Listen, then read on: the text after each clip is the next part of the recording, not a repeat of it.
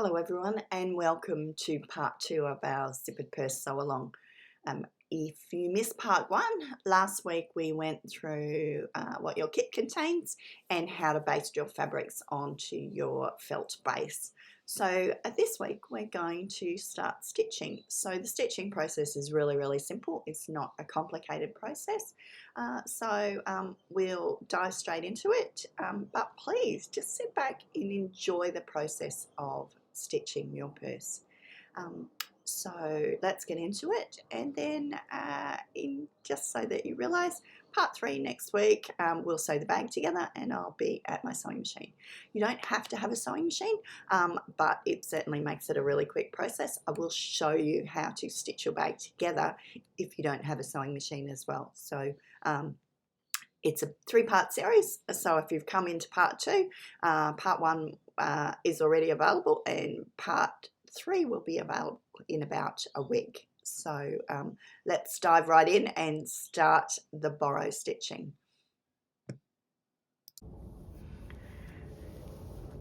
So our supplies that we're going to need today are our purse section that we basted our fabric in our previous video.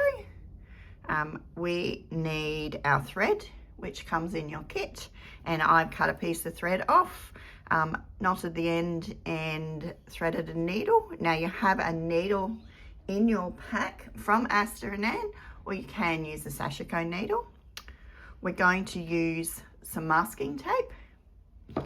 We need some scissors. A small ruler is really handy, and then a variety of a few different non-permanent marking tools. So I have a white clover pen,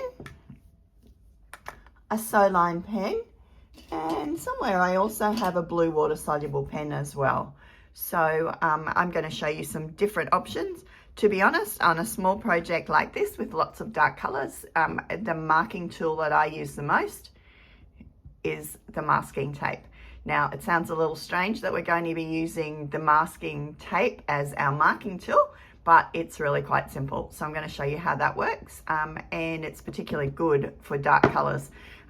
This is a tip that I learnt many years ago when I learnt to hand quilt, and I'm going to say in about 1990. So this is not a new tip. You used to be able to, and I'm sure at some specialty stores, you can actually buy masking tape in a 1/4 inch wide. But I've just got this one, which is about 2 centimeters wide, 3/4 of an inch, from my local hardware store. So it's about 2 centimeters wide. So, okay, let's put these aside and get started. Okay, put that aside. Okay, so our first step is, after you have basted your fabrics on, is you need to decide which side you would like to put your pocket on. And I like to have my zipper to the left at the top. So I'm going to stitch my pocket onto this side, and so underneath is the side that I'm going to stitch first. So this is the section that I'm going to stitch first. And the reason that I'm going to stitch this first is just to show you how easy it is to do your stitching. Now, the majority of this side of our bag is actually going to be covered by our pocket. So I'm not going to spend an extraordinary amount of time stitching it because it's all going to be covered by the pocket. I would devote more time to stitching my pocket and the other side, whereas this side, I'm actually just going to stitch in some straight rows. Now with the original, I actually stitched the entire bag in straight rows. But if you have a look at my pocket section in here, what I've got is I've just stitched in straight rows. Okay, so I've got my needle threaded up. I've got a knot in the end. Now, it's up to you. This is a bag. I find that a knot is probably the most effective way of starting and ending our threads. We can hide the knot if you choose underneath our fabric, but it's going to make it nice and easy to start and end our threads without having knots to stitch over or caught on the inside of our bag. So, got my thread. Now, when I say we're going to stitch straight rows of stitching, I don't know about you, but I need a guideline. So I would need a straight row to stitch with. Now, I've got some light colours, but I've also got a dark indigo colours through here, which can make it really, really hard to mark my fabric. So it's hard to find a marking pen to mark on the indigo. So we're going to take the easy way out with our marking tool and use our masking tape to provide a straight edge for us to stitch along. Now you can start at the top and work your way down. You can start at the center and work your way out, whatever you choose. But what I'm going to do is I'm going to place this roughly about the center. Now the amount of rows of stitching that you need to do is determined by the size of your pieces of fabric. So if you've got lots and lots of small pieces of fabric, you need to have more rows of stitching so that those edges of your fabric are caught quite well. If you've got larger pieces of fabric, your stitching can be a little further apart. So you'll notice on the pocket, I've done my rows of stitching approximately 1/4 inch apart on the pocket. On the back, my rows of stitching, I've got a couple close together, and then I've got a little bit of a gap, and then I've got a few more close together and a gap, and the ones at the base are a little further apart. And that was just simply a design choice.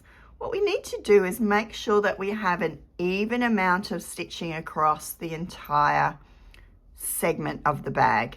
So for our front and back, we need to have an even amount of stitching. And the reason being that the stitching will actually pull up our bag a little bit. That's what gives it this lovely shape and texture. But it can change the size of the bag a little bit. So if you're going to be doing really intense stitching on one corner, what it can do is it can pull your bag in and it won't sit flat unless you put an even amount of stitching across your bag. What I'm going to say is add some stitching across the entire bag. So a 1/2 inch or so apart.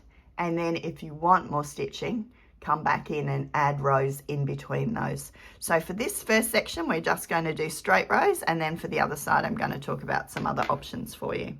So our stitching.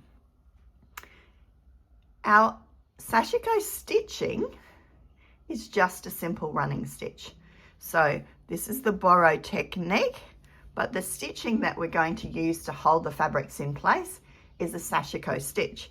Now, it's not a complicated stitch. It is just simply a running stitch. Now I've got a knot in my fabric. So what I'm going to do is I'm going to come up between my fabric on the top and my felt purse so that my knot is hidden, and it's around about a little less than a 1/4 inch from the edge of the bag. And it's beside my row of tape. So I'm going to stitch, just take little stitches. I'm catching the top layer of the felt bag. So I'm going deeper than the fabric, but I'm not going all the way through. So I'm catching the felt. It's very soft and easy to sew through. I'll just move that hair out of the way. My stitch is a little less than a 1/4 inch in length, and my gap is around about an 1/8 of an inch. Now, the size of stitches that you use is up to you. Now, I'm just going to continue stitching along. Now, because of the thickness of these layers of fabric, I do find that you need to do one stitch at a time. You might be able to do a couple of stitches at a time if you're just working with a single layer, but because we're stitching through the felt, it's easier to just do one stitch at a time. Now your stitch length and your gap, again, needs to be proportional to the size of the project that you're doing.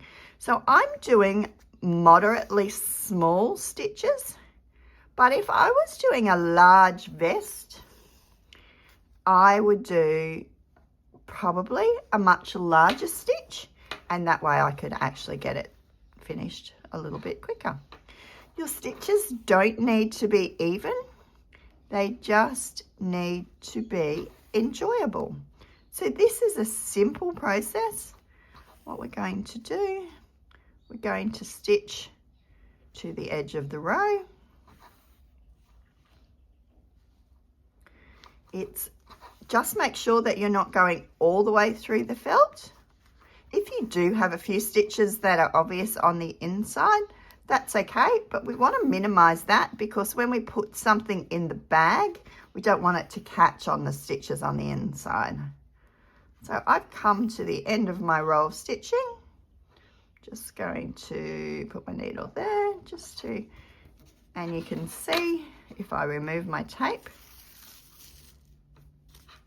just gently pull the tape away.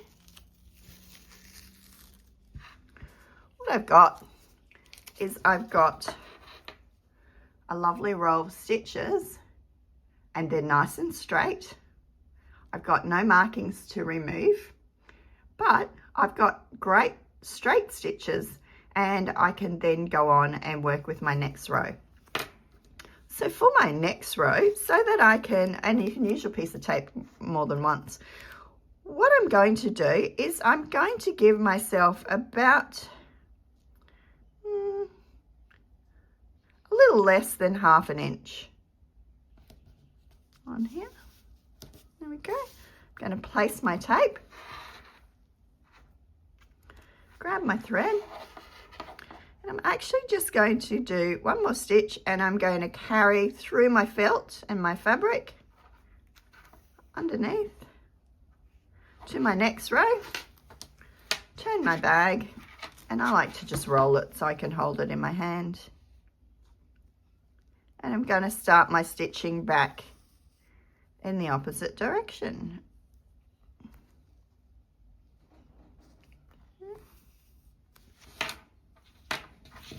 And you will have your preferred way of holding the project. You'll get used to it. You may find it's a little clumsy to start with, but you'll get there. This is a relaxing project, not a stressful project. It's okay if your stitches aren't all the same size.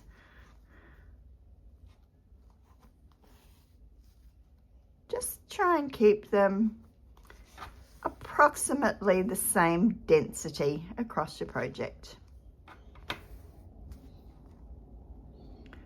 So I'm just going to continue to stitch across.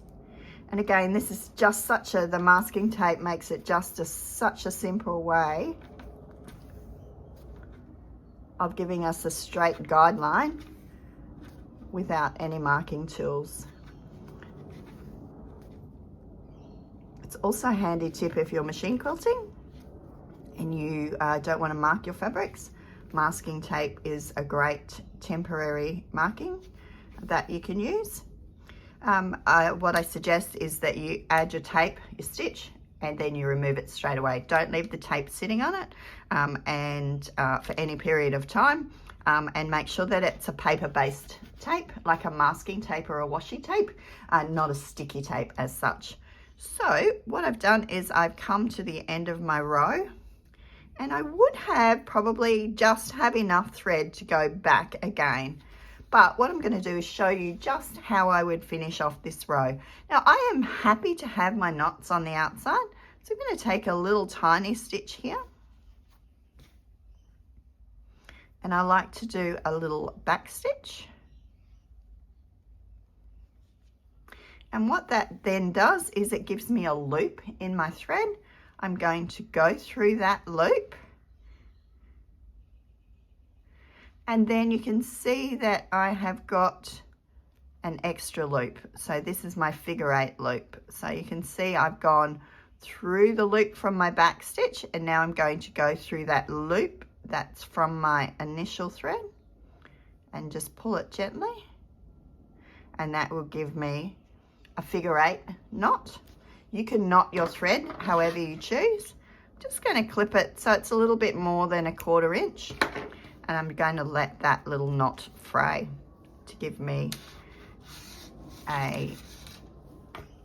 just a little surface knot. So there we go. I'm going to remove my tape.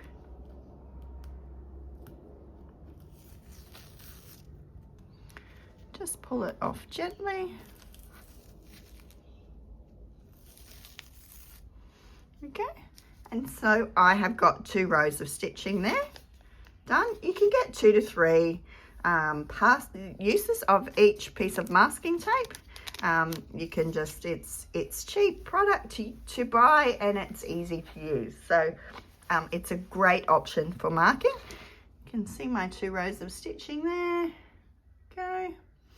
I'm going to continue on this side, stitching those rows using my masking tape as my guide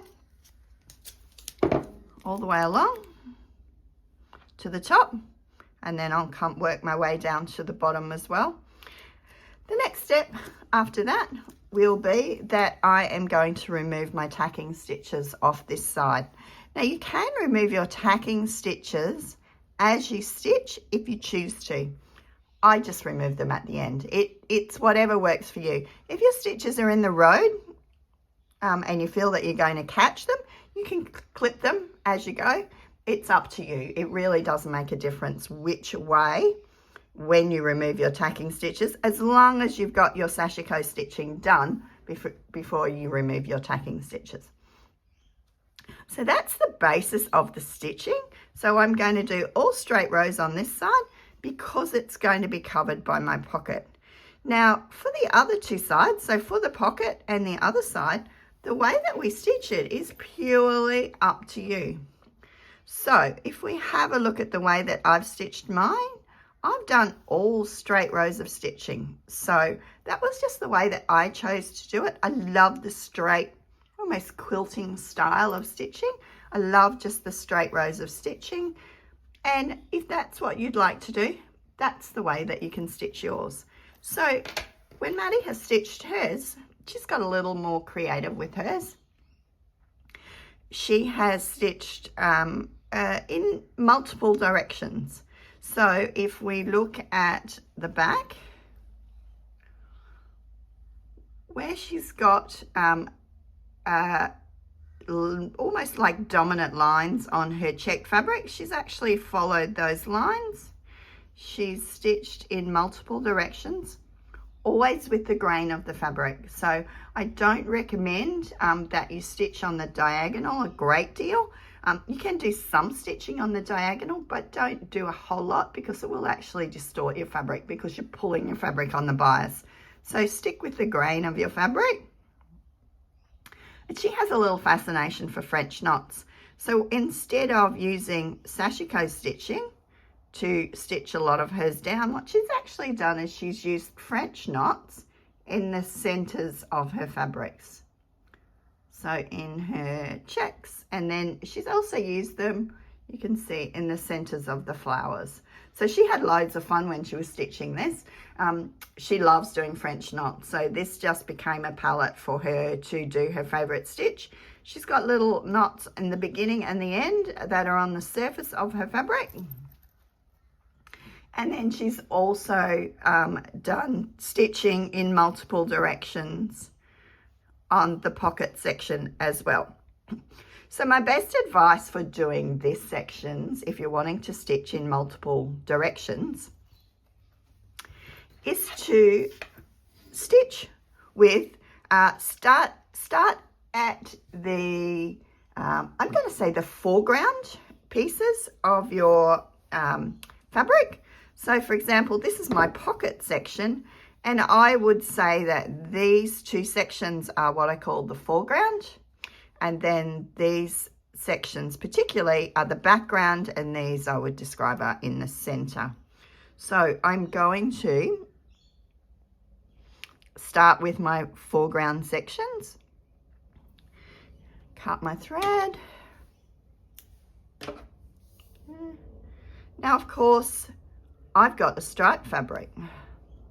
So really, that makes my life really easy for stitching. So what I'm going to do, I'm going to start my stitching, and I am going to stitch on the white sections of this stripe.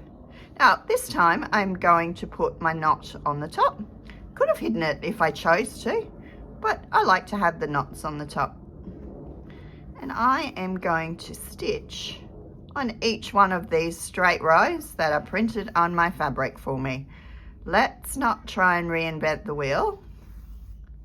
Let's just stitch with the markings that we already have on our fabric. Now I'm ready to go across to my next row. I can have my carry stitch on the front or on the back. So I can carry my thread across to the next row. I could do it on the top, but this time I have decided to go underneath the fabric, and I'm just going to do my running stitch, my sashiko stitch, all the way through this section. The other thing, and it's not as important because we've got a really solid base fabric, what we want to make sure when we're stitching our designs is that our rows of stitching, our stitches don't line up perfectly. So we don't want them in perfect rows this way. If we're stitching across, we want our stitches to be slightly out of alignment. And the reason we want this misalignment is that if all of our stitches are actually all in a row, top to bottom, for our horizontal rows of stitching, what we find is we end up with channels. So these stitches will cause a slight bubble in the fabric, and if we've got multiple of them, what will happen is we end up with hills and furrows, so like a ploughed field. So we want to offset these stitches so we don't end up with wavy fabric. So I'm just going to continue stitching this one.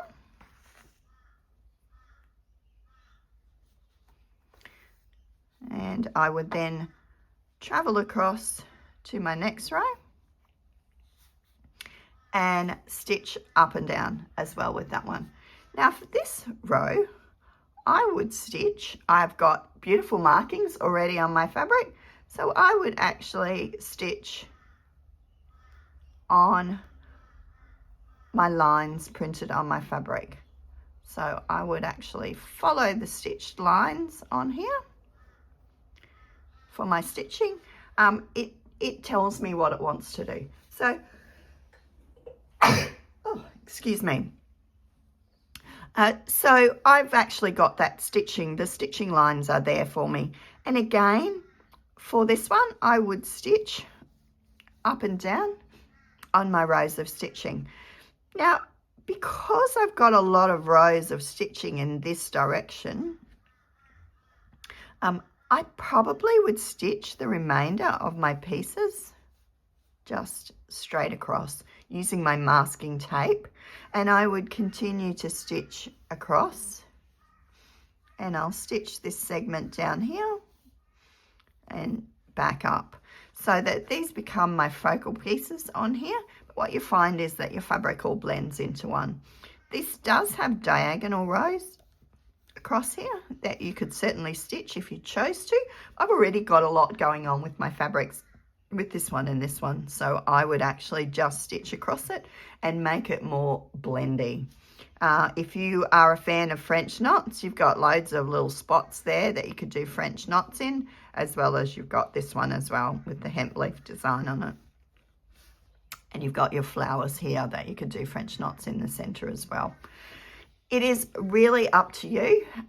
There is no right or wrong. What we're doing is we are stitching our fabric to our base so that we have our fabric held in place, and then you can remove your basting stitches. Now you can use more than one color if you choose to. So this is a pearl 8 thread, If you have other colors of Pearl 8 or Pearl 5 thread, you're welcome to add them into your project. You can also use sashiko cottons as well, and you can use little glimpses of color throughout. So this would be really lovely if it was actually stitched in a dark red color. So I like the tonal look of just the one color of thread, but again, this is your project, so you can do as you choose. So it's really up to you to how you would like to do your stitching. So I am going to just simply enjoy stitching the 3 segments. And then next week we will be back and I'll show you how to stitch the bag together. So I'll actually be at my sewing machine next week just to finish off this last little portion. I will show you how to stitch it together if you don't have a sewing machine. It's not an essential component, but certainly I like to use my sewing machine because it makes it nice and easy for me to finish off the project. So enjoy your stitching and please just sit back, relax and enjoy the peaceful stitching of our Boro project.